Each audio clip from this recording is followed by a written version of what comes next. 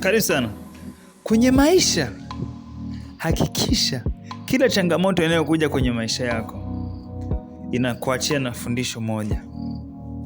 Kwa sababu kila changamoto ambayo ilikuja kwenye maisha yako ilikuja kukuandaa, inakupa ni kama alert kwamba kesho na kesho kutwa itatokea jambo fulani.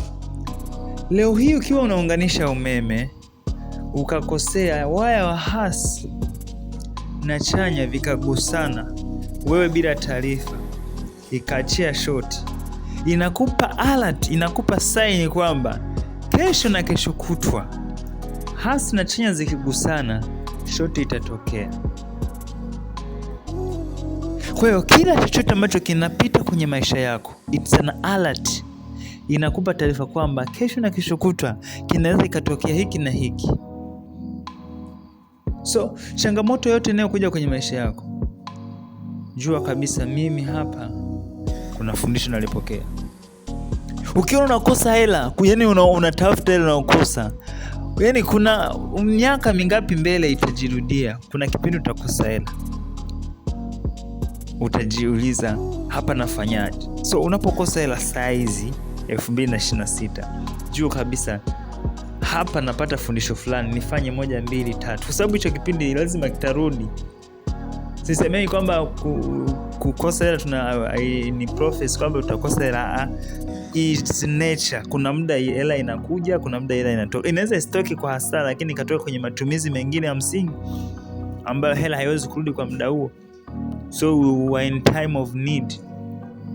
Lazima ikufundishe kwamba kuna kipindi nikikosa hela kwenye majira kama haya nitafanyaje. So make sure every challenge that pass to your life leave you a lesson. Hakikisha inakupa fundisho kwenye maisha.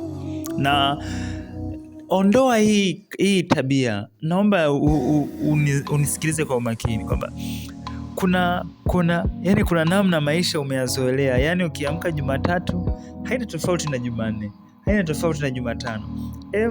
Fanya kama kautaratibu fulani kwamba kila siku inayoingia unajua kwamba leo nimefanya kitu 1, 2, 3, nimeingiza kitu fulani.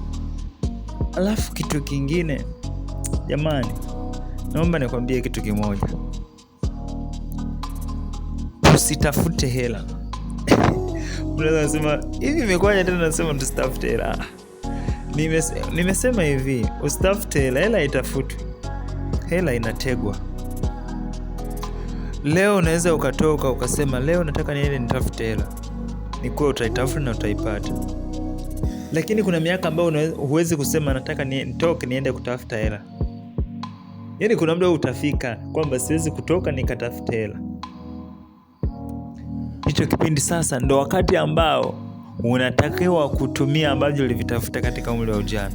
Inamaanisha ninaposema usitafute hela, nasema kwamba tafuta ujuzi, tafuta akili fulani, tafuta elimu fulani ambayo hata kama kweli hujatoka kwenda kutafuta hela, hiyo akili inaweza ikakupa hela.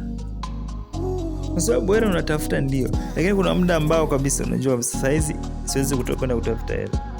Hakikisha kwenye maisha mambo haya ya msingi unakuwa nayo. Cha 3, uwe na wivu wa mafanikio.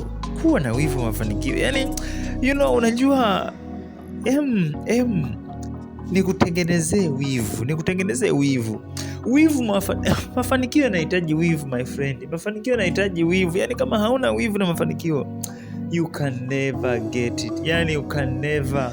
Yaani tengeneza ile shauku, ile ham, ile fist, yani kwamba ni mimi na mafanikio, ni mafanikio na mimi. La sivyo huwezi kufika, my friend. You can never make it. So, kwa sababu ile shauku ndio inakutengenezea. Ni sawa na mwanamke. Mwanamke hawezi kuzaa bila uchungu. Yaani huwezi kula bila njaa. Ndio maana unakuta wengine wanalazimisha, kula, si kula. Mtu ukisikia kama hauna hamu ya kula, unaenda kutafuta vidonge ili upate hamu ya kula ili ule. Kwa hata kwenye maisha lazima utengeneze kiu inayokufanya uyaendee hayo mafanikio. Kinachowafanya wengine wanashindwa kufanikiwa kwa sababu wanakosa yale maneno ambayo yanawapa hasira, yanawapa kiu ya mafanikio, yanawanyima ile kiu ya mafanikio ya kuona mambo makubwa. Hata makanisani unapomhubiria mtu kwenye magroup, sio WhatsApp, sio ni unapomhubiria mtu, unapoongea na mtu, muonyeshe ile shauku. Mimi wengine nawaambia, unaona hilo gari utamiliki lini? Ni neema ya Bwana. Mwambie mimi lazima nimiliki. Yaani tengeze ile shauku. Yaani tunayoona. Yaani unaweza kukaa hivi. Kuna memes moja nilikuwa naangalia. Ndio nasema kwamba siku inaanza vizuri, ila mara babu nasikia classmate wako kajenga nyumba. Kwa hiyo kuna vitu lazima utengeneze kiu kwenye maisha yako, vitu ambavyo vitakufanya uwe na kiu ya mafanikio, ya kupiga tu. La sivyo utaendelea kubaki pale pale. Piga picha, mwaka jana wewe ulikuwaje na saizi upoje. Itakupa kujifunza kwamba kuna vitu unatakiwa kuvifanya ili kuyaendea mafanikio. Usipofanya hivyo, angalia mwaka jana ulivyokuwa, angalia mwaka ulivyo. Ukicheza vibaya, mwaka kesho unakuwa hivyo hivyo. Kutakuwa hakuna cha tofauti.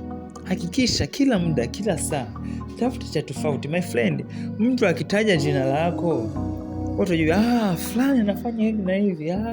Tena yuko YouTube, tena yuko Instagram, tena yuko na TikTok, yuko na wapi, anafanya hivi. Yaani mtu ukitaja tu jina fulani, mtu anaweza akamention sifa zako kama 5-6. Na hiyo ndio sababu ambayo inawafanya watu wanapata hela. Yaani unajua mtu ukisikia kwamba mtu fulani anahitaji mchango, whatever amewahi kusaidia hajawahi kusaidia, ila kama unamfahamu, kuna ile kama inakusukuma, msaidie tu. Yule mtu ni mtu maarufu, umeona. Lakini mwingine hata kama haumjui, mbona usimjui, akinitapeli na nini. So my friend, kuwa na kiu mafanikio. Mambo haya ya kusaidia kwenye maisha, huwezi kuyasikia mengine zaidi ya haya. Zaidi ya yote, tupambane, tupige hatua. Hiyo kiumina, na kurufisha huyo mtu wa ndani kuyaendea mafanikio. Usibaki hapo hapo ulipo. Piga hatua, nenda mbele. Jenga, nunua magari, fanya biashara makubwa. Thubutu, anza. Hauhitaji msaada ili kuanza. Unahitaji wewe mwenyewe kuamua ili kuanza. Karibu sana Gerald Jensen. Usisahau kusubscribe kwa ajili ya videos na mafunzo mengine yanayokuja. Asante.